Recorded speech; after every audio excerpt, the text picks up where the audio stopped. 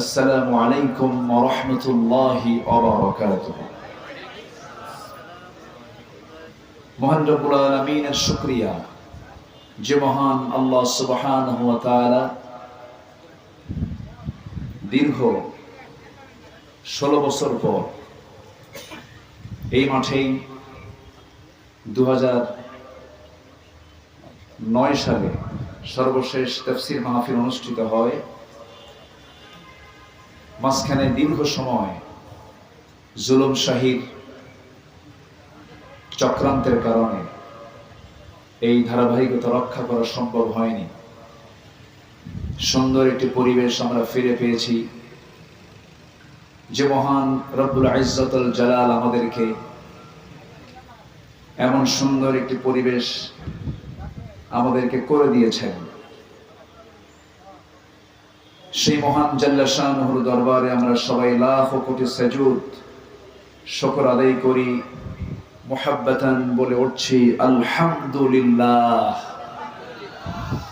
সবাই বলছি আল্লাহুম্মা আইন্নি আলা যিকরিকা ওয়া শুকরিকা ওয়া হুসনি ইবাদাতিকা।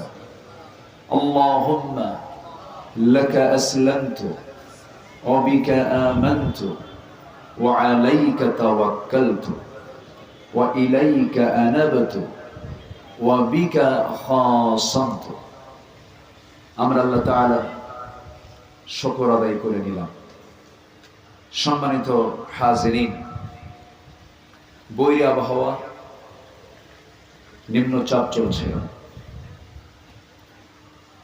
ঢাকা এখন মেঘে ঢাকা হয়ে আছে। গোটা দেশের কোথাও না কোথাও বৃষ্টি হচ্ছে, বৃষ্টি আসছে থামছে। এর মাঝেও যারা কর্মব্যস্ততার চূড়ান্ত সময় হলো আসর থেকে এশা পর্যন্ত, এর মাঝেও যারা এই প্রতিকূল আবহাওয়ার মাঝে যারা এসেছেন, আমি মনে করি এক একজন বীর মুজাহিদের ভূমিকা পালন করেছেন। বলি আলহামদুলিল্লাহ। সম্মানিত উপস্থিতি, আমার খুব সংক্ষিপ্ত সময় মূল আলোচনা। আমি তো শুধু আল আমিন। মূল আলোচনার পর্বে বা দেশে থাকবেন আমার ভাই নুরুল আমিন, সাথে একটা নূরও আছে, উনি কথা বলবেন। জোরে বলি ইনশাআল্লাহ। চাচা যান, আমাকে খুব অল্প সময়ে বলার কারণে আমি মূল সময়টা আমি দিতে পারিনি। মন চাচ্ছিল যে প্রাণ খুলে লম্বা সময় আমি কথা বলি। যাই হোক, আল্লাহ তাআলা আমাকে যতটুকু তৌফিক দেবেন আমি তো ততটুকুই পারবো। সম্মানিত উপস্থিতি, আমরা এমন একজন নবীর রাসূলের সিরাত জানতে এসেছি যার পরিচয় শুরু করা যাবে, কিন্তু তার পরিচয় শেষ করা সম্ভব নয়। আল্লাহ তাআলা তার চারিত্রিক সনদ দিতে নিয়ে একটা আয়াত এটা কমপ্লিট বলে দিয়েছেন, ওয়া ইন্নাকা লাআলা খুলুকিন আযীম। আযীম শব্দের ব্যাখ্যা হচ্ছে যেটার তলা খুঁজে পাওয়া যায় না, এটা আযীম। সেই নবীজির এই তলাবিহীন সিরাত, যার কোনো তলা খুঁজে পাওয়া যাবে না, বিশাল সিরাত। তার জীবন থেকে, তার জীবনের গুণাবলী থেকে হালকা কিছু কথা আমি উপস্থাপন করতে চাচ্ছি। ওমা তাওফীকি ইল্লা বিল্লাহ আলাইহি তাওয়াক্কালতু ওয়া ইলাইহি মুনীব। আমি অনেক মাহফিলে কথা বলি, প্রায় 24-25 বছর হয়ে গেল, কিন্তু আজকে আমার কথা বলতে নিয়ে আমি একটু আনইজি ফিল করছি। কেন জানেন? আমার ডান পাশে যিনি বসে আছেন, আমি বলা চলে ওনার কোলেই আমি বড় হয়েছি। বক্তৃতার উপস্থাপনা, উদ্ভাবনী, বিশ্লেষণী, ব্যাখ্যা, আলোচনার সৌন্দর্য কেমন উপস্থাপন করতে হয়, আমি বলা চলে আমি তার কাছ থেকে শিখেছি। আমার শ্রদ্ধাভাজন, আমার মুরব্বী আলহাজ মাওলানা আলমগীর হোসেন হাফিজাহুল্লাহকে আল্লাহ তাআলা দীর্ঘ হায়াত দান করুন, জোরে বলি আল্লাহুম্মা আমিন। সম্মানিত উপস্থিতি, এক সময় চাচার দাড়ি কালো দেখেছি, জীবনতে এমনই অনেক মজবুত দেখেছি, মোটরসাইকেল চালাতে দেখেছি,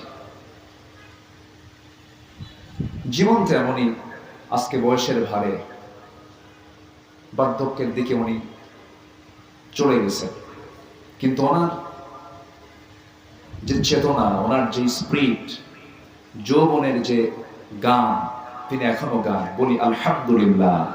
তার বড় প্রমাণ এই যে বিশাল অ্যারেঞ্জ, এটার জন্য একটা চরম সাহসিকতার দরকার আছে না নাই? পরিশ্রমের দরকার আছে না নাই? এখান থেকে প্রমাণ হয়ে যায়। আল্লাহ তুমি তার সকল খেদমতকে দ্বীনের জন্য কবুল করে নাও, জোরে বলি আল্লাহুম্মা আমিন। সম্মানিত উপস্থিতি, মহান রব্বুল আলামিন এই মাসেই, রবিউল আউয়াল মাসেই পৃথিবীর সেরা মানুষের এই পৃথিবীতে আগমন ঘটিয়েছেন। আবার এই মাসেই তার মৃত্যু হয়েছে। এই মাসে তার মৃত্যু হয়েছে। মৃত্যু মানে হলো শোক, আর জন্ম বলতে আমরা কি বুঝাই? আনন্দ বুঝাই। তো আমার দেশে মিলাদুন নবীর একটা প্রচলন আছে। যেরকম চুনতির মাহফিলে গিয়েছিলাম, আগে সেটার নাম বলা দিতে হলো মিলাদুন নবী, এখন এটা মোটামুটি সিরাতুন নবী। এই চিত্র এবার আমি দেখতে পেলাম। আমার নবীর জন্মে আমরা খুশি, ঠিক আছে, জন্ম আগে হয়েছে, মৃত্যুটা তার পরে হয়েছে। তো মৃত্যুটা কি কষ্টের নয়, বেদনার নয়? অবশ্যই বেদনার। সাহাবে কেরাম যখন নবীর ইন্তেকালের খবর যখন জানতে পারলেন, এক একজন পাগলের মতো হয়ে গেলেন। তো মিলাদের জন্য এত পাগল আমরা। নবীজির জন্ম হয়েছে, সাহাবে কেরাম যে তার মৃত্যুর সময় যে শোকাহত হয়েছিলেন, তারা যে কেঁদেছিলেন, এই বিষয়টা তো অনেকে তো ফরওয়ার্ডে নিয়ে আসেন না। সম্মানিত হাজিরিন, আমার নবীর যেদিন ইন্তেকাল হলো, ইসলামের দ্বিতীয় খলিফা, যিনি ইসলাম গ্রহণের পূর্ব মুহূর্তে রাসূলকে মারার জন্য প্রস্তুতি নিচ্ছিলেন, সেই রাসূল ইন্তেকাল করলেন। সবচেয়ে অস্থির দেখা গেছে যে সাহাবীকে, তিনি হচ্ছেন সাইয়েদনা ওমর ফারুক রাদিয়াল্লাহু তাআলা আনহু। আমার নবী যখন ইন্তেকালের সংবাদ যখন সাহাবীদের কানে কানে চলে গেছে, সাইয়েদনা ওমর ফারুকের কানে যখন চলে গেল, তিনি তরবারি বের করলেন। তরবারি বের করে বলছেন যে আমাকে বলবে রাসূল ইন্তেকাল করেছেন, রাসূল দুনিয়া থেকে বিদায় নিয়েছেন, আমি তাকে দুনিয়া থেকে বিদায় করে দেব, তাকে কেউ থামাতে পারে না। প্রচন্ড অস্থিরতায় ভুগছিলেন। মোটামুটি 3 দিন পর্যন্ত চরম অস্থিরতা বিরাজ করছিল, তাকে কেউ থামাতে পারে নাই।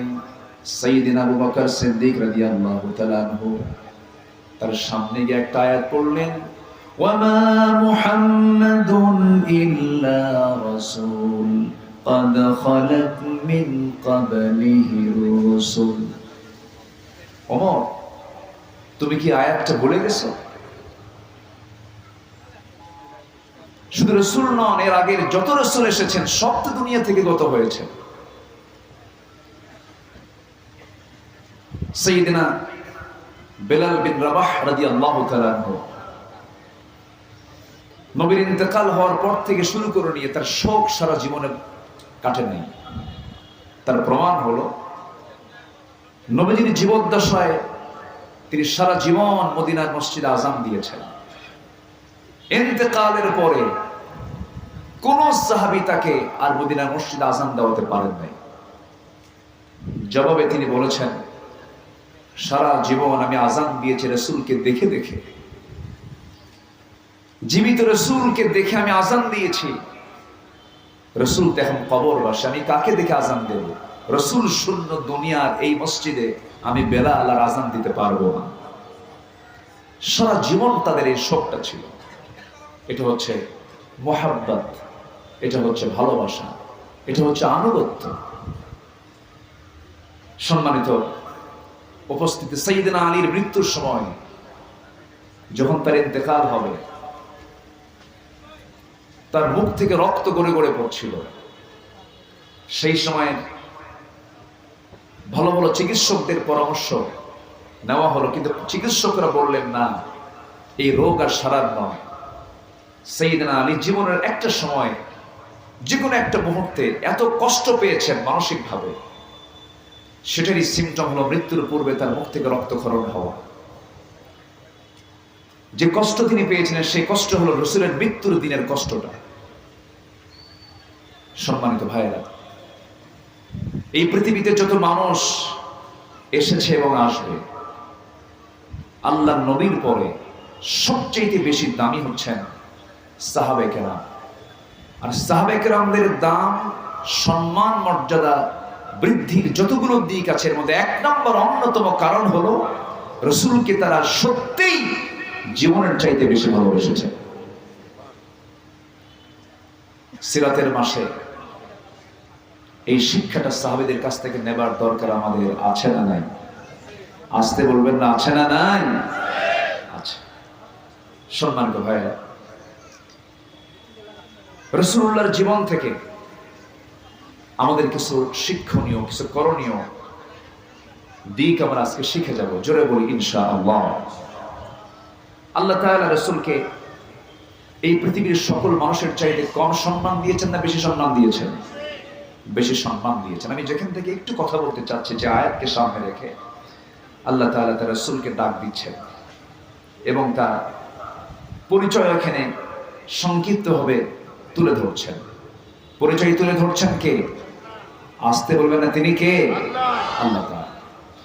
আল্লাহ রাব্বুল আলামিন বলেন, ইয়া আইয়ুহান নাবিয়্যু ইন্না আরসালনাকা শাহিদান ওয়া মুবাশশিরান ওয়া নাযীরান ওয়া দাঈয়ান ইলাল্লাহি বিইذনিহি ওয়া সিরাজান মুনীরা। জোরে বলুন আল্লাহু আকবার। সূরাতুল আহজাব আয়াত নম্বর 45 এবং 46। আল্লাহ রাব্বুল আলামিন তার রাসূলকে ডাক দিচ্ছেন সম্মানসূচক শব্দ প্রয়োগ করে। আল্লাহ ডাক দিয়েছেন প্রথম মানুষ আদমকে, ইয়া আদামুসকুন আনতা ওয়া যাওজুকাল জান্নাহ। ডাক দিয়েছেন ইয়া ইয়াহইয়া খুযিল কিতাবা বিকুওয়াহ। ডাক দিয়েছেন ওয়া মা তিলকা বিয়ামিনিকা ইয়া মূসা। আল্লাহ রাব্বুল আলামিন অনেক পয়গম্বরকে নাম ধরে ডাক দিয়েছেন, হরফে নিদা প্রয়োগ করে ডাক দিয়েছেন, সম্বোধন সূচক শব্দ প্রয়োগ করে ডাক দিয়েছেন।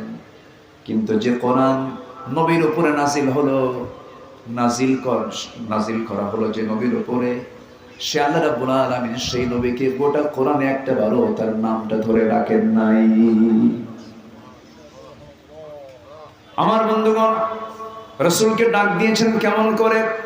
ইয়া আইয়ুহাল মুযাম্মিলু কুমিল লাইলা ইল্লা কালিলান নিসফাহু আও ইনকুস মিনহু কালিলা আও জিদ আলাইহি ওয়া রাত্তিলিল কুরআনা তারতিলা।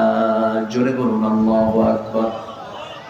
আরেক জায়গায় বলছেন ইয়া আইয়ুহাল মুদ্দাসসির কুম ফাআনযির ওয়া রাব্বাকা ফাকাব্বির ওয়া সিয়াবাকা ফাতাহহির ওয়ার রুজজা ফাহজুর। আল্লাহ রাব্বুল আলামিন আরেক জায়গায় বলছেন ইয়া আইয়ুহান নাবিয়্যু জাহিদিল কুফফার ওয়াল মুনাফিকিনা ওয়াগলুয আলাইহিম ওয়া মাআওয়াহুম জাহান্নাম।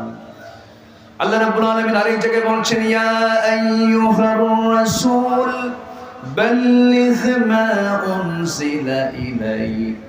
আল্লাহ রাব্বুল আলামিন রাসূল সম্বোধন করেছেন, নবী সম্বোধন করেছেন, মুদ্দাসসির সম্বোধন করেছেন, মুজাম্মিল সম্বোধন করেছেন, কিন্তু একটা বার সরাসরি আল্লাহ তার রাসূলের নাম নেন নাই। জোরে বলি আল্লাহু আকবার। আমার ভাইরা, আল্লাহ রাব্বুল আলামিন এক জায়গায় ইসমুহু আহমদ বলেছেন, আরেক জায়গায় বলছেন মুহাম্মাদুর রাসূলুল্লাহি ওয়াল্লাযীনা মাআহু আশিদ্দাউ আলাল কুফফারি রুহামাউ বাইনাহুম তারাহুম রুকআ সুজদান ইয়াবতাগুনা ফাদলান মিনাল্লাহি ওয়া রিদওয়ানা سيماهم في وجوههم من أثر السجود। জোরে বলুন আল্লাহু আকবার। নাম নিয়েছেন কিন্তু সঙ্গে সঙ্গে সিফাত অ্যাডজেক্টিভ প্রয়োগ করে দিয়েছেন। যে আল্লাহ তাআলা তার রাসূলের সম্মান এত উচ্চকিত করেছেন, তার নাম উচ্চারণ করতে আল্লাহ রাব্বুল আলামিন সম্মানসূচক শব্দ প্রয়োগ করেছেন। আল্লাহ নিজে, আল্লাহর পরিচয়টা কি? আমরা সবাই একটা আওয়াজ দিয়ে দিয়ে সবাই ঠোঁট মিলিয়ে বলি আলহামদুলিল্লাহি রাব্বিল আলামিন। আর আমার নবীর পরিচয় হলো ওয়া মা আরসালনাকা ইল্লা রাহমাতাল লিল আলামিন। আল্লাহু আকবার। সেই নবীজির সম্মান কত! সেই নবীজির জন্মের মাস এবং ওফাতের মাস হচ্ছে মাহে রবিউল আউয়াল। সেই রবিউল আউয়াল মাসে একটি বিষয় আমাদের মাথায় আনা উচিত, নবীর প্রতি যদি আমরা মহব্বত রাখি, সেটা হচ্ছে এই দীর্ঘ 16 বছর শুধু নয়, দেশ স্বাধীনতার পর থেকে নিয়ে এই স্বাধীনতার 53 বছর 5 অগাস্টের আগ পর্যন্ত আমার দেশে আত্মস্বীকৃত কিছু নাস্তিক ছিল কি ছিল না? সেই নাস্তিকদের দোসররা এখনো আছে না নাই? আসতে বলবেন না, আছে না নাই? তসলিমা নাসরিন চলে গেছে, কিন্তু প্রেতাত্মা কিছু আছে না নাই? আছে। হনুমান আজাদের মৃত্যু হয়েছে, তার কিছু আওলাদরা আছে না নাই? আছে। এরা এই দীর্ঘ 16 বছর খুব নাচানাচি করেছে। অনেক ব্লগার বুক উঁচু করে নবীর বিরুদ্ধে তারা কথা বলেছে। এমন শাতেমে রাসূল, রাসূলকে যারা গালি দিয়েছে, রাসূলকে নিয়ে যারা ব্যঙ্গোক্তি করেছে, রাসূলকে নিয়ে যারা নানা ধরনের জঘন্য মন্তব্য করেছে, এই রবিউল আউয়াল মাসে আমরা বগুড়ার এই সেন্ট্রাল ঈদগাহ মাঠ থেকে সুস্পষ্ট ভাষায় জানিয়ে দিতে চাই, তাদের তালিকা করুন অবিলম্বে। ঠিক কিনা? তাদের তালিকা করুন। রাসূলকে গালি দিলে ইসলাম 3টা অপরাধে শাস্তি চূড়ান্ত দিয়েছে। 3টা অপরাধ করলে তার কোনো ক্ষমা নাই। নাম্বার 1 হচ্ছে কতলুন নফস, যদি কেউ কাউকে হত্যা করে। নাম্বার 2 হলো আশ-শাইখুজ জানি, কোন বুড়ো জেনাকার যদি জেনা করে প্রমাণ হয়ে যায়। নাম্বার 3 হলো মুরতাদ, অর্থাৎ ইরতাদ্দাত লিদীনিহি, দিন থেকে যদি কেউ বের হয়ে যায়। এই 3 অপরাধের শাস্তি ইসলাম দিয়েছে, তাকে ফাঁসির মঞ্চে ঝুলিয়ে মারো। ঠিক কিনা? আমাদের কি ইসলাম ক্ষমা শিখিয়েছে? আমরা ক্ষমা করতে জানি। রাসূল ক্ষমা শিখিয়েছেন, আমরা ক্ষমা করতে জানি।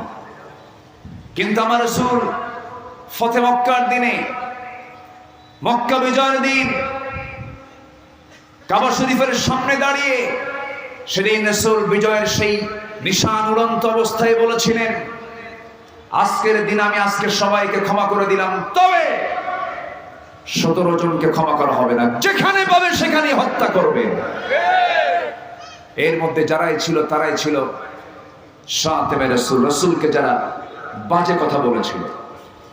সম্মানিত ভাইরা, আমার দেশের যারা চিহ্নিত এই সমস্ত রাসূলকে ব্যঙ্গোক্তিকারী, এদেরকে প্রকাশ্যে ধরা হোক, প্রকাশ্যে দিবালোকে ধরে এদেরকে কুত্তা বিলাইয়ের, এদেরকে হত্যা করে রক্ত মাংসগুলো কুত্তা বিলাই দেখানো দরকার। এদের বেঁচে থাকার কোন অধিকার থাকতে পারে না। সম্মানিত ভাইরা, সম্মানিত বন্ধুগণ, রাসূলকে আমরা সরাসরি দেখিনি, কিন্তু রাসূলকে সরাসরি না দেখলেও এই উম্মতের সম্মান মর্যাদা অন্য উম্মতের চাইতে কম না বেশি? শুধু বেশি না অনেক বেশি? আমরা হলাম উম্মতে ওয়াসাতা। উম্মতে ওয়াসাতা, সূরা বাকারার 143 নম্বর আয়াত। আল্লাহ তাআলা এই আয়াতটাও সেট করেছেন এমন জায়গায়, সূরা বাকারার আয়াত সংখ্যা হলো 286। 286 আল্লাহ তাআলা এই আয়াতটা সেট করেছেন 143 নম্বর আয়াতে, অর্থাৎ ঠিক মিডিলে। এবং এর অর্থটাও হচ্ছে উম্মাতাও ওয়াসাতাল লিতাকুনু শুহাদা আলান নাস। আল্লাহু আকবার বলো। তোমরাই হলে মধ্যমপন্থী জাতি, মধ্য জাতি তোমরা। আল্লাহ তাআলা আয়াতটার সেটের সাথে অর্থের সঙ্গতিও রেখেছেন। আলাইহা 19, কোরআন 19 সংখ্যার উপরে প্রতিষ্ঠিত, এবং কোরআনের এই যে সংখ্যা তথ্যের যে অপূর্ব সমন্বয়, পৃথিবীর কোনো লোকের পক্ষে এমন মজবুত গ্রন্থ রচনা করা সম্ভব নয়। কোরআন কার নাজিল করা কিতাব? আসতে বলবেন না, কার নাজিল করা কিতাব? আল্লাহর নাজিল করা কিতাব। এই কিতাবের বিরুদ্ধে কথা বলা হয়েছে। ইসলামকে নিয়ে, রাসূলকে নিয়ে, আলেম ওলামাদেরকে নিয়ে দীর্ঘ 16 বছর ষড়যন্ত্র করা হয়েছে। ধর্মের ব্যবসা আমরা করি না। ধর্মের ব্যবসা তারাই করে যারা নিজে বাঁচার জন্য দাড়ি কেটে মাথার চুল কালো বানান, লজ্জায় মাথা নিচু হয়ে যায়, দেশের শীর্ষস্থানে 1 নম্বর ধনীর তালিকায় সে, অথচ বাঁচার জন্য করলোটা কি? দাড়িটা কাটলো, মাথার চুল কালো বানালো, নৌকায় চললো, কিন্তু নৌকার ভেড়ে না। সারা রাত নৌকায় ছিল, কোস্টগার্ড ধরে ফেললো। কোস্টগার্ড ধরছে আইনমন্ত্রীকে, আইনমন্ত্রীকে ধরে নিয়ে যাচ্ছে। এখন আইনমন্ত্রী বলছে, আমার একা ধরো কেন? ওই যে দরবেশ বসে আছে, ওরে ধরো। দরবেশ কই? ওর তো মুখে দাড়ি নাই, তো ওটাই দাড়ি কাটছে। শুধু আমি মরবো, ওরে নিয়ে মরবো। ইমানদার যদি হয় আরেক ভাইকে বাঁচানোর চেষ্টা করে, ঠিক কি না? এই সমস্ত ইতিহাস থেকে শিক্ষা আমাদের জন্য আছে না নাই? সম্মানিত ভাইরা, আবার আরেকজন বাঁচার জন্য সিলেটে গিয়া সীমান্ত পার হবে, বাঁচার জন্য করলো কি? শেষমেশ জায়গা পাইল না, কলার পাতায় হলো তার ঠিকানা। কি দেখেন নাই? দেখেন নাই? কলার পাতায় ঠিকানা হলো। সিলেটবাসীকে ধন্যবাদ জানাচ্ছি, তারা মোটামুটি সাইজ করছে, বিসি আউট রাখেন। এই কালামানি বুক উঁচু করে দম্ভ ভরে বলতো, আমি নিজে সাইদিকে ফাঁসির রায় দিয়েছি। ইতিহাস থেকে শিক্ষা নাও যে আল্লাহ ফেরাউনকে ছাড়ে নাই, নমরুদকে ছাড়ে নাই, আবু জেহেলকে ছাড়ে নাই, তোমাদেরকেও ছাড়ে নাই। আল্লাহ তোমাদেরকে উত্তম পুরস্কারে পুরস্কৃত করেছে। আল্লাহ আছেন না? নাই? আমরা একটু ধৈর্যহীন হয়ে পড়েছিলাম। ফেরাউন হায়াত পেয়েছিল 1600 বছর, আর আমরা ফেরাউনের হায়াত পাইছিলাম হলো 16 বছর। কয় বছর? আমাদের ফেরাউনের টাইম ডিউরেশন কত? 16 বছর। আর মুসার কওমের ওই উম্মতের জন্য ফেরাউন পেয়েছিল হায়াত কত বছর? 1600 বছর।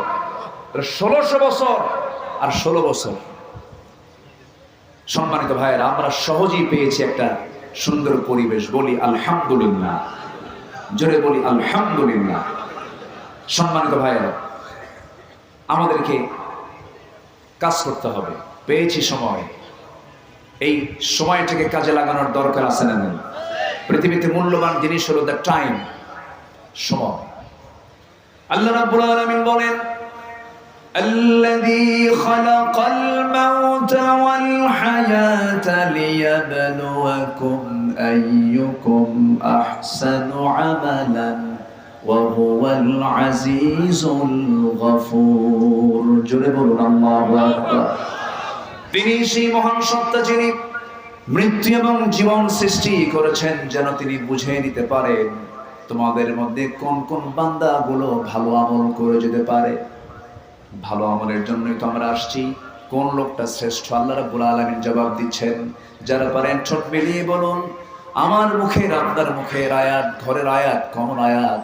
এই আয়াতগুলো প্রত্যেকটা মুসলমানের মুখস্থ থাকা উচিত। সবাই বলুন, ওয়ামান আহসানু কাওলাম মিম্মান দাআ ইলাল্লাহ ওয়া আমিলা সালিহান وقال إنني من المسلمين জোরে বলুন আল্লাহু আকবার। তার চাইতে উত্তম কথা কার হতে পারে যে মানুষকে আল্লাহর দিকে ডাকে এবং নিজে ভালো আমল করে এবং বুক উঁচু করে বলে আমি একজন মুসলমান, আমি একজন কি বলেন মুসলমান। এই বুক উঁচু করে বলতে পারাটাই হলো ঈমানের সবচেয়ে বড় পরিচয়। সারা জীবন অনেকে স্লোগান দিয়েছ, আমরা সবাই মুজিব সেনা, ভয় করে না বুলেট বোমা। কই তোমরা কই গেলা?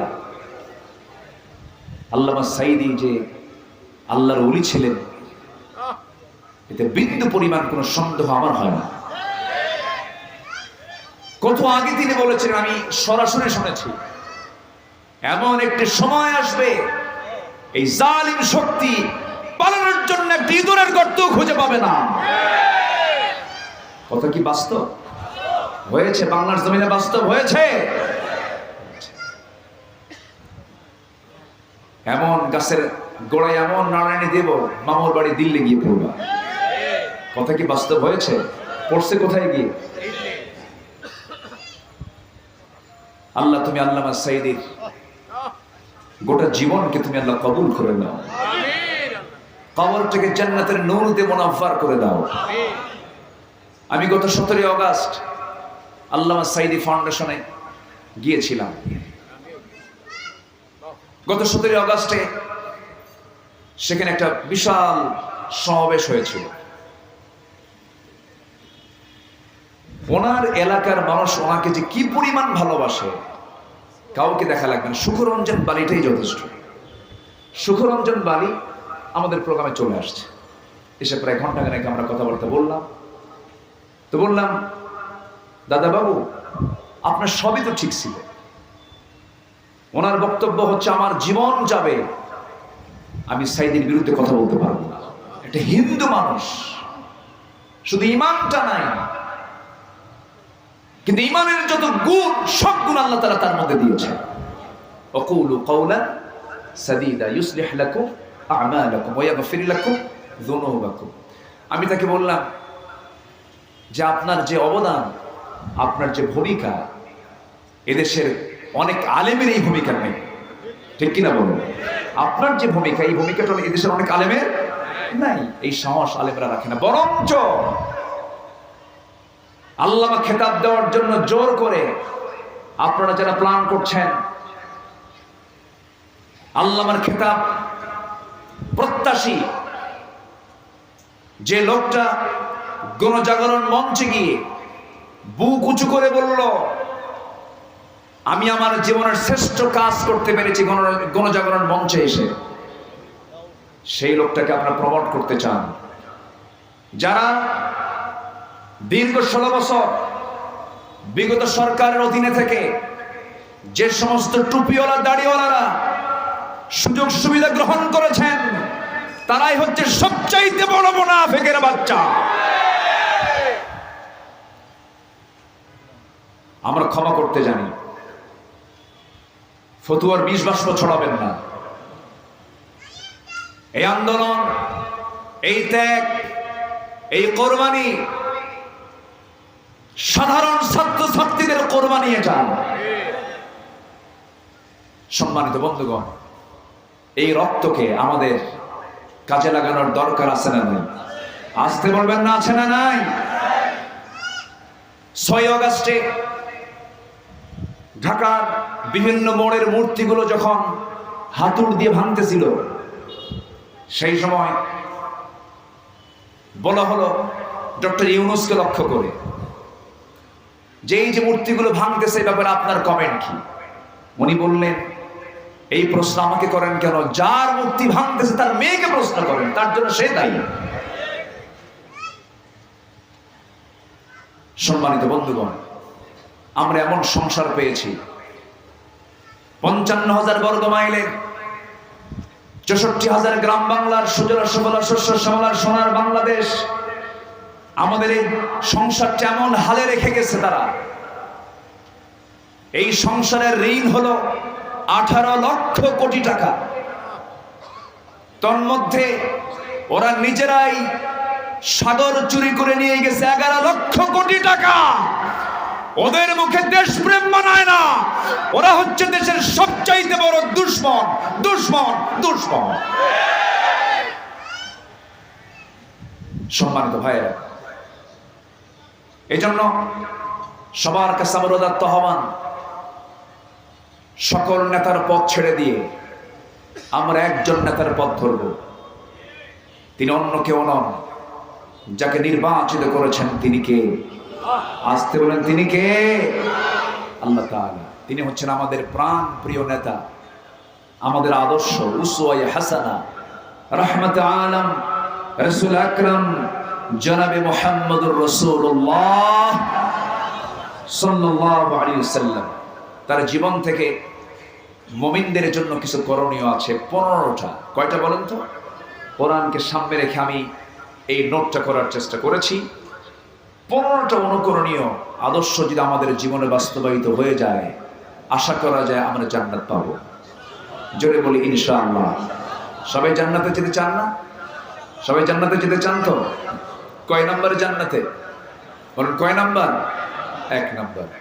1 নাম্বার জান্নাত তো বহু বড়। সর্বনিম্ন যে জান্নাতটা, সেই জান্নাতটার এরিয়া হবে 10টা পৃথিবীর মতো একটা জান্নাত।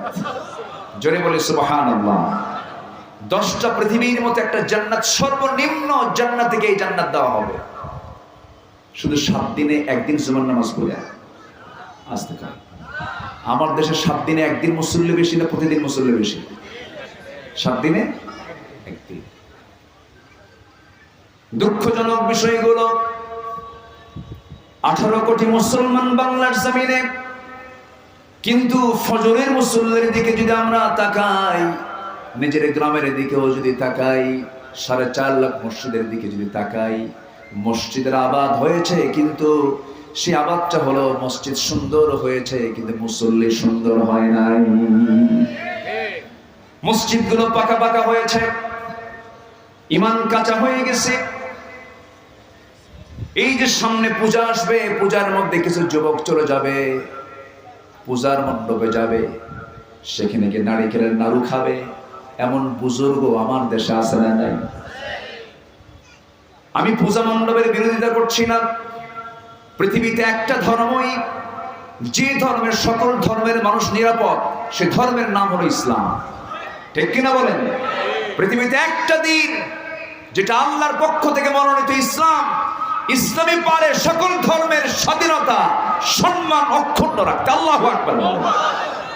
লাকুম দীনুকুম লা ইকরাহা ফিদ্দীন।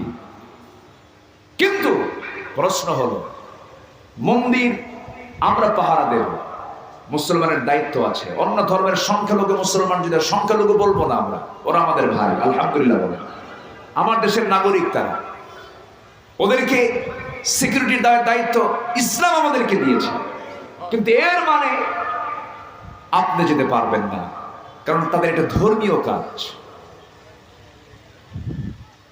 এই দিকে লক্ষ্য করে বিশ্বদ্রষ্টা কবিগুরু ডক্টর আল্লামা ইকবাল বলেছেন শিকওয়া জবাবে শিকওয়ার মধ্যে তিনি বলেছেন উनको तहजीब ने हर बंद से आजाद किया लाके काबे से सनम खाने में आबाद किया নব্য যুগের সভ্যতা মোহে কেটে ফেললে সব বাঁধন মসজিদ ছেড়ে মন্দিরে গিয়া বাসা বেঁধেছো হায় এখন বিজাতীয় কোন সংস্কৃতি লালন করা যাবে না, সিরাতেও থাকা যাবে না, সুরতেও থাকা যাবে না। ম্যাক্সিমাম যুবকদের আজকে মাথার চুল থেকে শুরু করে নিয়ে পার দিকে তাকায় দেখবেন কোনটাই কিন্তু ঠিক নাই। মাথার চুলগুলো দুই সাইডের চুলগুলো কেটে চামড়া বের করা, পিছনের চুলগুলো কেটে চামড়া বের করা, মাথার উপরে একদম গোল কইরা সেন্ট মার্টিন দ্বীপ আছে না নাই বলেন তো? যখন বলা হয় যুবক তুমি এই ডিজাইনটা পাইলা কই? কে মেসি? তুমি কে? আমি নেইমার। তুমি কে? কুত্তা। জোরে কর নাউজুবিল্লাহ। আচ্ছা, গায়ের শার্টটা এটাও ছোট, পরনে যে পাজামা প্যান্ট সেই প্যান্টটাও পরার কোনো সাইজ বাইজ নাই। নতুন প্যান্ট কিনে আনে হাঁটু ফাটা, আছে না নাই? হাঁটু ফাটা প্যান্ট, মানে খেয়ে ফেলছে মনে হয়, ইঁদুর মনে হয় খাইছে। হাঁটু ফাটা প্যান্ট। প্যান্টটা পরে হলো শুধু নাভির নিচে না আরো নিচে? বলেন, নাভির নিচে না আরো নিচে? এত নিচে পড়ে সীমান্ত বর্ডার, যে কোনো মুহূর্তে অঘটন ঘটতে পারে। অনেকদিন আগে মসজিদে ঢুকছে নামাজ পড়তে, এক ছেলে জেগে দেখি এরকম শার্ট আর প্যান্ট পরে নামাজে দাঁড়াইছে। পিছনে যে প্রথমেই তো মসজিদে ঢুকে 2 রাকাত নামাজ পড়তে হয়, এই সুন্নাহ আমরা মানবো। জোরে বলি ইনশাআল্লাহ। খুতবা হোক যেটাই হোক না কেন, মসজিদে ঢুকি কয় রাকাত নামাজ? 2 রাকাত নামাজ পড়েছেন মুহাম্মদ সাল্লাল্লাহু। লাল বাতি জ্বলাকালীন অবস্থায় এগুলো দেখার দরকার নেই, সুন্নাহ আমরা আগে মানবো। জোরে বলি ইনশাআল্লাহ। তো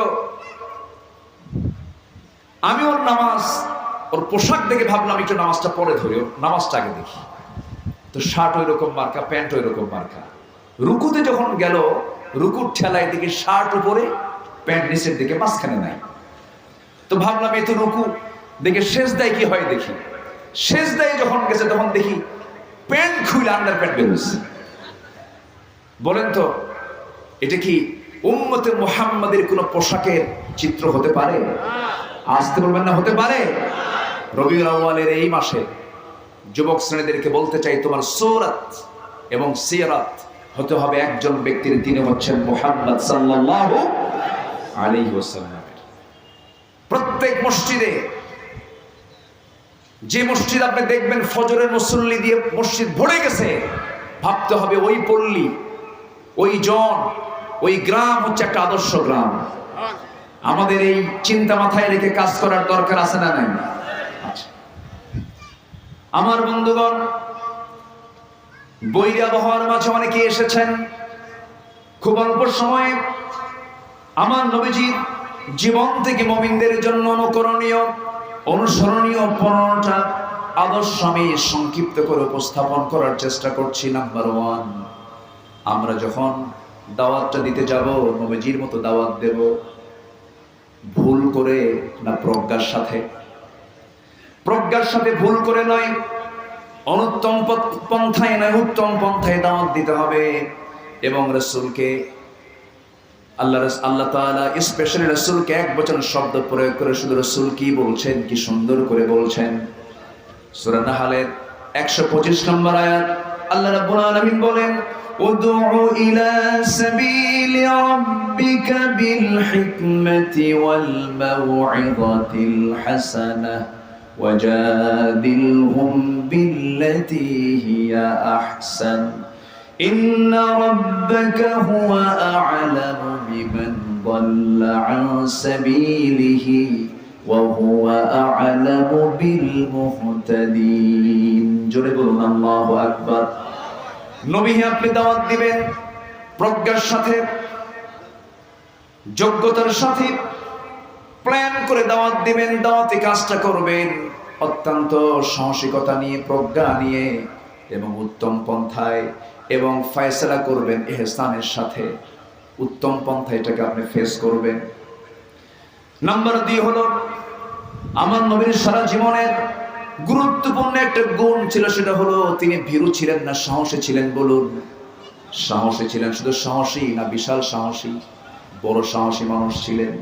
আল্লাহ রাব্বুল আলামিন তার ব্যাপারে 1 বছরের শব্দ প্রয়োগ করে এক জায়গায় বলছেন, সূরা হিজর আয়াত নাম্বার 94, ফাসদা' বিমা তু'মার ওয়া আ'রিদ আনিল মুশরিকিন। জোরে বলুন আল্লাহু আকবার। হে রাসূল, আপনি প্রকাশ্যে শুনিয়ে দেন যা আপনাকে আদেশ করা হয়েছে। মুশরিকদেরকে পরোয়া করবেন না, মুশরিকদেরকে পাত্তা দিবেন না, বরং জাহিদিল কুফার ওয়াল মুনাফিকিন, আপনি কাফেরদেরকে, মুনাফিকদের বিরুদ্ধে জিহাদ করবেন, সাথে মুশরিকদেরকে আপনি পাত্তা দিবেন না, শিরকের বিরুদ্ধেও কথা বলবেন আপনি এবং দোয়া করবেন। আমি আল্লাহ আপনাকে দোয়া শিখিয়ে দিয়েছি।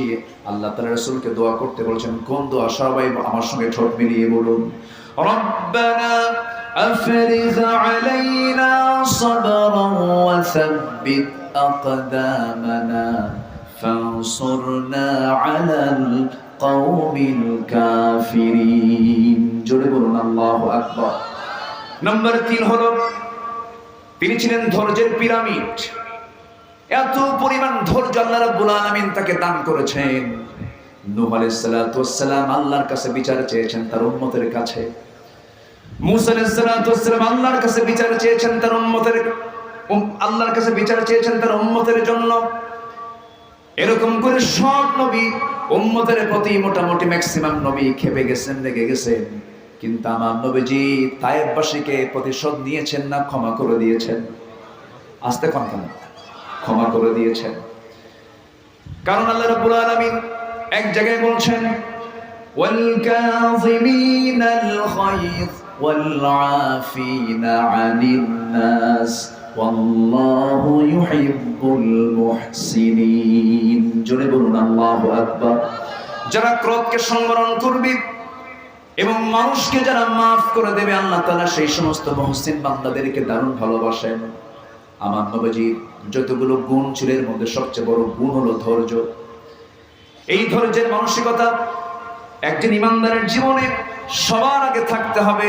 পরিবারেও ধৈর্য লাগে, সমাজেও ধৈর্য লাগে, নেতৃত্ব ধৈর্য লাগে, প্রত্যেকটা কাজে, ব্যবসা বাণিজ্য ধৈর্য লাগে, চাকরিতে ধৈর্য লাগে, সব জায়গায় সব কিছু আগে না, ধৈর্য আগে, ধৈর্য আগে দরকার।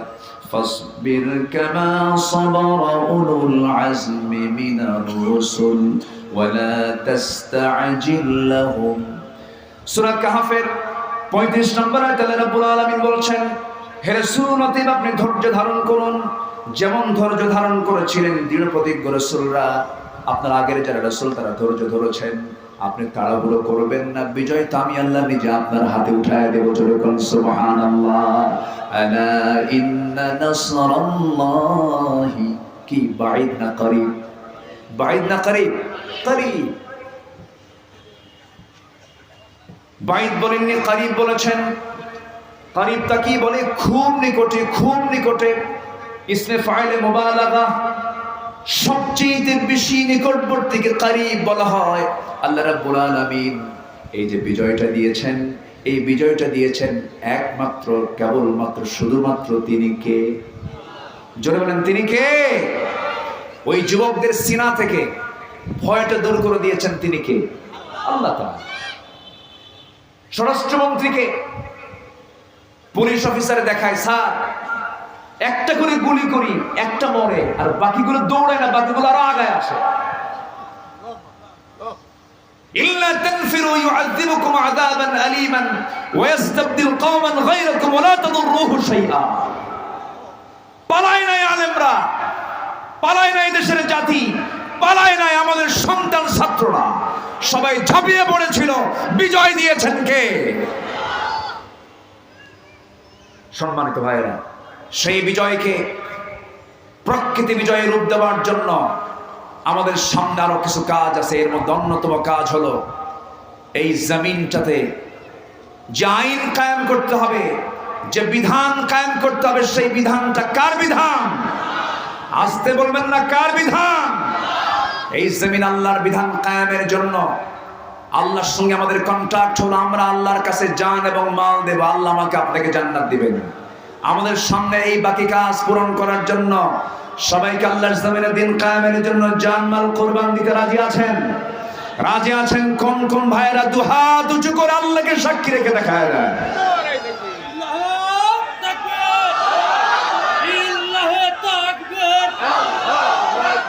আল কোরআনের আলো, আল হাদিসের আলো, ইসলামের শত্রুরা লিল্লাহে তাকবীর। আল্লাহ কবুল করুন, জোরে বলি আমিন। আমার সময় শেষের দিকে, আর একটু সময় আমি পেয়েছি। সময় লাগবে? আরো সময় লাগবে? সবাই শুনতে রাজি আছেন? এই বছর না সামনে বছর? এই বছর বলি আলহামদুলিল্লাহ। জি, আমরা মেজাজি হব না ধৈর্যশীল হব? ধৈর্যের পিরামিড হয়েছিলেন মুহাম্মদ সাল্লাল্লাহু আলাইহি ওয়াসাল্লাম। এবং আল্লাহ তাআলার নৈকট্য হাসিলের সর্বোত্তম গুণ হচ্ছে, সবচেয়ে শ্রেষ্ঠ গুণ হচ্ছে সবর। সম্মানিত ভাইরা, নাম্বার 4 যেটা আমি এই আয়াতে উল্লেখ করেছি এর আগে, আমার নবীজির সবচেয়ে বড় অনুকরণীয় দিক হলো রাসূল ছিলেন সুমহান চরিত্রের অধিকারী, অতএব সেই চরিত্র আমরা লালন করবো, জোরে বলি ইনশাআল্লাহ। নাম্বার 5, নিজ পরিবারের প্রতি দায়িত্বশীলতা সবচেয়ে বেশি পালন করেছেন এই গুণটা মুহাম্মদ সাল্লাল্লাহু আলাইহি ওয়াসাল্লাম। তার মেয়ে কয়জন ছিল? আমার নবীর মেয়ে কয়জন? 4 জন মেয়ে। সর্বকনিষ্ঠা হলেন ফাতিমা রাদিয়াল্লাহু তাআলা আনহা। আমার নবীজি মেয়েকে বিয়ে দিয়েছেন, কিন্তু মেয়েকে না দেখে থাকতে পারতেন না। দেখেন পরিবারের প্রতি কি টান তার। আমার দেশে কিছু মেয়ের বাপ আছে, বিয়ে দেওয়ার পরে কয় যুগ যে যায় নাই মেয়ের বাড়ি, এমন বাবার রেকর্ড আছে না নাই? আছে, ভুলে যায়। কিন্তু আমার নবীজি মেয়েকে বিয়ে দিয়েছেন। সিরাত গ্রন্থে পাওয়া যায় তার গোটা জীবনের রেকর্ড, বিয়ে দেওয়ার পরেও তিনি বড় জ্বর 3 দিন পার করেছেন, এমন রেকর্ড নাই। মাঝে মাঝে রাসূল বলতেন, ফাতিমাকে না দেখলে আমি অস্থির হয়ে যাই। পরিবারের প্রতি তিনি যথেষ্ট যত্নশীল ছিলেন। আমার নবীজি একদিন ফাতিমা রাদিয়াল্লাহু আনহার অপ্রয়োজনীয় কথা দূর থেকে শুনতে পেলেন। নবীজি দৌড় মেরে চলে আসলেন, এসে বলছেন, ফাতিমা তুমি আমার দেহের টুকরা, কলিজার টুকরা, আমি তোমাকে দারুণ ভালোবাসি, তুমি আমাকে দারুণ মহব্বত করো। আমি বাবা, তুমি আমার মেয়ে, কিন্তু তোমার অপ্রয়োজনীয় একটা কথা আমার কানে পৌঁছে গেছে। এমন অপ্রয়োজনীয় কথা যদি আমার কানে না গিয়ে পরপুরুষের কানে চলে যেত, তোমার পর্দার একটু খেলাফ হয়ে যেত। ফাতিমা রাদিয়াল্লাহু আনহা বলেন, ইয়া আব্বাজান, আর কোনোদিন এমন অপ্রয়োজনীয় কোনো কথা পরপুরুষের কানে চলে যাবে না। মেয়েদের কথার মধ্যেও পরপুরুষের জন্য আকর্ষণ আছে না নাই? আসতে বলবেন না, আছে না নাই? অপ্রয়োজনীয় কথাও মেয়েদের বলা জায়েজ নাই। ওয়াকুলনা কাওলান মা'রুফা। এবং রাসূল এক জায়গায় বলে দিয়েছেন, যখন তোমরা পরপুরুষের সঙ্গে কথা বলবে, কথার সৌন্দর্য নষ্ট করার জন্য মুখের মধ্যে নখ ঢোকায়া কথা বলবে, যেন তারা তোমাকে অসুস্থ মনে করে, রোগী মনে করে। নবীজি পরিবারের প্রতি যত্নশীল ছিলেন, মেয়েদেরকে খুব মহব্বত করতেন। ফাতিমা রাদিয়াল্লাহু তাআলা একদিন, সহিহ হাদিসের বর্ণনা, নবীর কাছে এসে বলছেন, আব্বাজান বিয়ে তো হয়ে গেল, আপনার পছন্দ মতো জামাই আমি পেয়েছি, আমি আমার জীবনের শ্রেষ্ঠ জামাই পেয়েছি, আমি খুবই খুশি। কিন্তু আব্বাজান আমার স্বামীর ঘর তো নাই, ঘরটা কাঁচা, মেঝেটাও কাঁচা, আপনি যদি আমার জন্য একটু কাজের মানুষ দিতেন, খাদেমা দিতেন, খুব ভালো হতো। আমার নবীজি বললেন, ফাতিমা তুমি আমাকে যে কাজের জন্য আমাকে এই মুহূর্তে বললে, আমার মন চাচ্ছে আমি তোমার জন্য একজন খাদেমার ব্যবস্থা করে দেই। কিন্তু তুমি কি কোনোদিন দেখেছো আমার জুতা কেউ হাতে বহন করে না, আমার কাপড় কেউ ধৌত করে না? আমি আমার সারা জীবনের সমস্ত নিজের কাজগুলো নিজেই করেছি। নিজের ঘরটা পর্যন্ত নিজে ঝাড়া দেই। আমার নবীজি নিজের কাপড়টাও নিজে সেলাই দিতেন, সিনে যেত সুই দিয়ে সেলাই করতেন।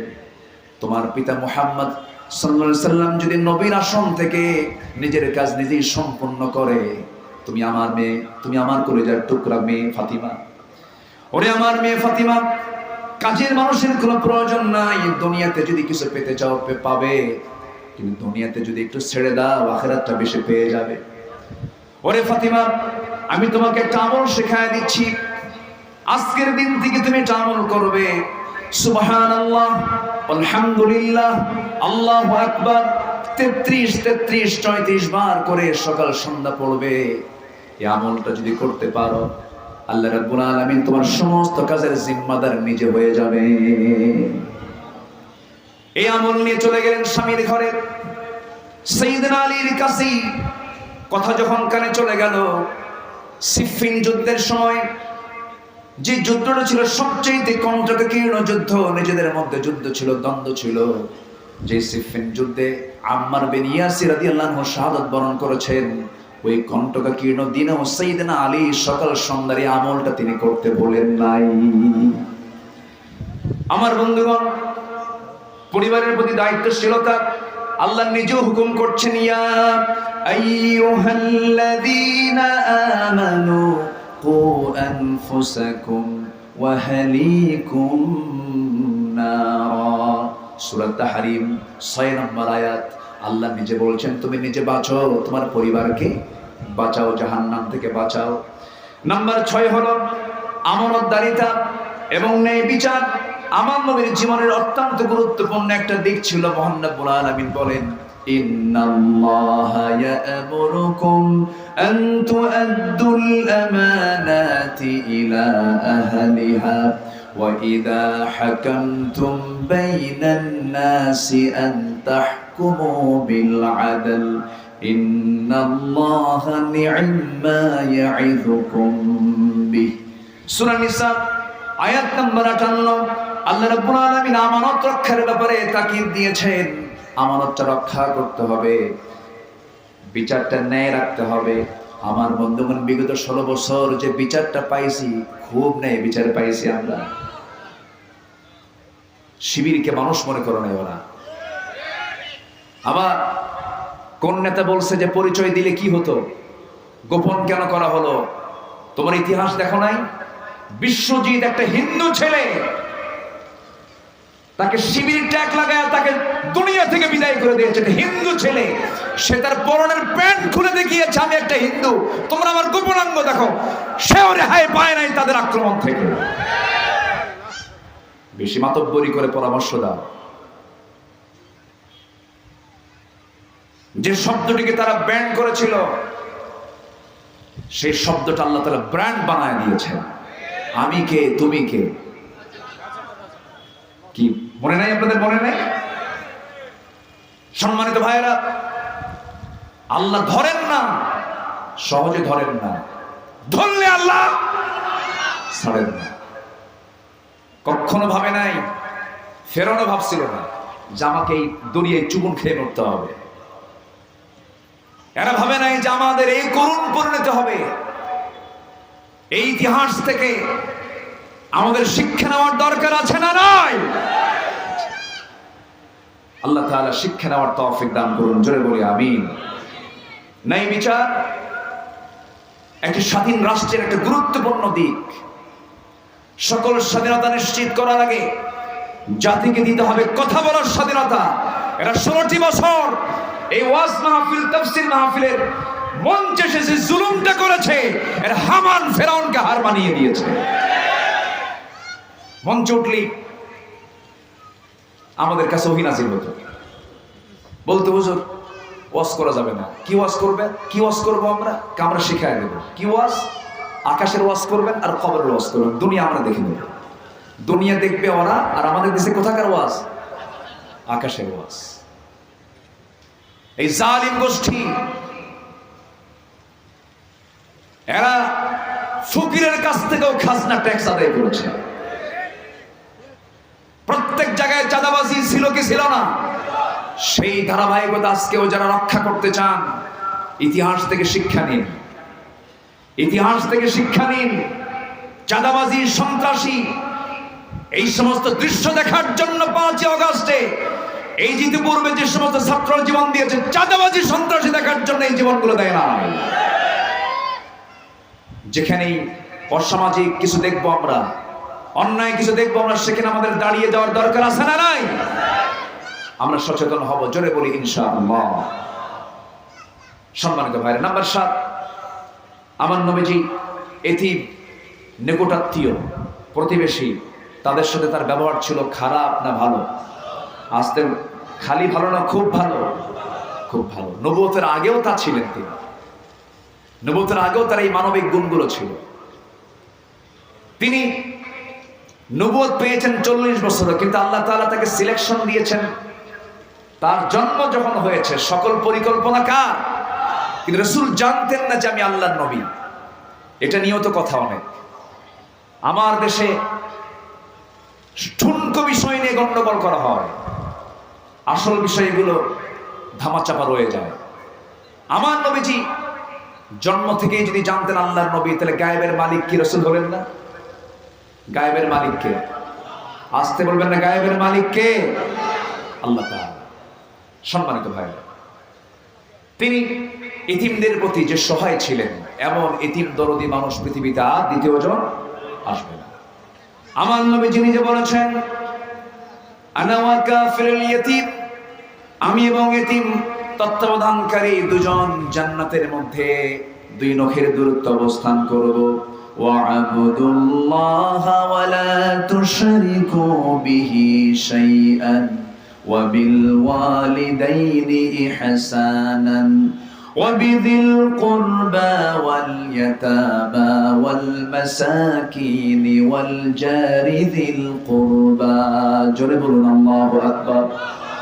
সূরা নিসা আয়াত নম্বর 36। আল্লাহ আল্লাহর হকের পাশাপাশি বান্দার হকের কথা বলেছেন, পিতামাতার হকের কথা বলেছেন। আমার নবীজি তার বাস্তব রূপ ছিলেন তিনি। নাম্বার 8 হলো আল্লাহর বিধানের উপরে তিনি শর্তহীন আনুগত্য আল্লাহ তাআলা করতে বলেছেন। তার মধ্যে এই গুণটা ছিল, ওয়ামা কানা লিমুমিনিন ওয়ালা মুমিনাতিন ইযা কাদাল্লাহু ওয়া রাসূলুহু আমরান আন ইয়াকুনা লাহুমুল খিয়ারাতু মিন আমরিহিম ওয়া মান ইয়াসিল্লাহা ওয়া রাসূলুহু ফাকাদ দাল্লা দালালান মুবিনা। জোরে বলুন আল্লাহু আকবার। যা আদেশ করা হয়েছে কোনো শর্ত দেওয়া যাবে না। আল্লাহ কেন এই আইনটা দিলেন, এটা আমার পছন্দ হয় না, এই জাতীয় কথা বললে তার ঈমান আছে না গেছে? ঈমান চলে গেছে। সূরা আহজাবের 36 নম্বর আয়াতে আল্লাহ তাআলা তা ক্লিয়ার করে বলে দিয়েছেন। নাম্বার 9 হলো আল্লাহর জন্য দিনের কাজে কঠিন পরিস্থিতিতে সবর ধরা। আল্লাহ রাব্বুল আলামিন বলছেন, ফাসবির আলা মা ইয়াকুলুন ওয়াসাব্বিহ বিহামদি রাব্বিকা ক্বাবলা তুলুইশ শামসি ওয়া ক্বাবলা গুরুবিহা। জোরে বলি আল্লাহু আকবার। আল্লাহর জন্য দিনের কাজে সকল পরিস্থিতির সবর ধরা, এটা নবীর জীবন বাস্তব ছিল। মক্কার মাটি, তায়েফের মাটি, উহুদ যুদ্ধের মাটি, খন্দকের ময়দান, আমার নবীজির কি কণ্টকীর্ণ ময়দান ছিল। আমার নবীজি খন্দকের প্রান্তরে 1 দিন নয়, 2 দিন নয়, 3 দিন নয়, 4 দিন যাবত না খাওয়া ছিলেন। আমার নবীজি পরীকে খনন করতে গিয়ে কোদাল মারতে মারতে এত অসুস্থ হয়ে পড়েছিলেন যে নবীজির কোমরটা কুঁজো হয়ে গিয়েছিল। নবীজির মৃত্যুর পূর্বে, আমার নবীজির মৃত্যুর পূর্ব সময় পর্যন্ত নবীজির কোমর সোজা করে দাঁড়াতে পারেন নাই। আমার নবীজির উহুদে গেছে দাঁত, খন্দকে গেছে কোমর। দিন কায়েমের জন্য যদি নবীজির দাঁত ভাঙতে হয়, দিন কায়েমের জন্য যদি কোমরটা যদি ভাঙতে হয়, সেই দিন কায়েমের জন্য আমাদেরও জানমাল দেওয়ার দরকার আছে না নাই? এক্ষেত্রে আমরা ধৈর্যের পিরামিড হব। জোরে বলি ইনশাআল্লাহ। সকল পরিস্থিতিতে আমরা সাবের হব। আল্লাহ তাআলা সেই তৌফিক সবাইকে দান করুন। জোরে বলি আল্লাহুম্মা আমিন। সম্মানিত ভাইয়েরা, সময় তো আমি আর কাভার করতে পারলাম না। আজান দিচ্ছে, একজন আজানের জবাব দেন, সবার পক্ষ থেকে আজানের জবাব দিয়ে দেন। এরপরে নাম্বার 10 হচ্ছে ঈমানের পথে অবিচল থাকা। ফাস্তাকিম কামা উমিরতা, আল্লাহর প্রতি তাওয়াক্কুল রাখো। ওয়া তাওয়াক্কাল আলাল্লাহ ওয়া কাফা বিল্লাহি ওয়াকিলা। নাম্বার 12 হচ্ছে কাজে কর্মে পরামর্শ করো, শাফিরহুম ফিল আমর ফাইদা আযামতা ফাতাওয়াক্কাল আলাল্লাহ। 13 নম্বর হচ্ছে বিনয়, বিনম্র স্বভাব এবং ক্ষমাশীলতা। فبما رحمة من الله لنت لهم ولو كنت فظا غليظ القلب لانفضوا من حولك فاعف عنهم واستغفر لهم وشاورهم في الامر فاذا عزمت فتوكل على الله। আচ্ছা, কুফরের প্রতি নাম্বার 13 হলো কঠোরতা। আশিদ্দাউ আলাল কুফার রুহামাউ বাইনাহুম। কাফেরদের ব্যাপারে যতই ছাড় দিবেন ততই বিপদে পড়বেন, আর মুমিনদের ব্যাপারে যত কঠোর হবেন তত বিপদে পড়ে যাবেন। এই চরিত্র গঠন করেছেন মুহাম্মদ সাল্লাল্লাহু আলাইহি ওয়াসাল্লাম। নাম্বার 15 মুমিনের প্রতি আমরা রহমদিন হব। এই 15টা নবীজির জীবন থেকে অনুকরণীয় গুণগুলো আল্লাহ তাআলা আমাদের সবার জীবনে বাস্তবায়ন করার তৌফিক দান করুন। প্রযুক্তির কল্যাণে এই কথাগুলো যারা এই অনলাইনের মধ্য দিয়ে বিশ্ব ছড়িয়ে দিচ্ছেন, আমরা তাদের জন্য দোয়া করি, আল্লাহ তুমি তাদের খেদমতকে কবুল করো। আজকের এই বৈরী আবহাওয়ার মাঝে আমি মনে করি যারা এসেছেন এক একজন বীর মুজাহিদের ভূমিকা পালন করেছেন। বাকি এসার পর যে আলোচনার মাহফিল হবে, যে তাফসীর মাহফিল হবে, আমরা সবাই থাকবো না ইনশাআল্লাহ? এই মাহফিলকে সফল করতে যদি প্রয়োজনে বৃষ্টিও যদি নামে আল্লাহ না করুন, আমরা মাহফিলের শেষ সময় পর্যন্ত থাকবো। আল্লাহ তাআলা সবাইকে শেষ মোনাজাত পর্যন্ত থাকার তৌফিক দান করুন। সুবহানাকাল্লাহুম্মা ওয়া বিহামদিকা আশহাদু আল লা ইলাহা ইল্লা আনতা আস্তাগফিরুকা ওয়া আতুবু ইলাইক।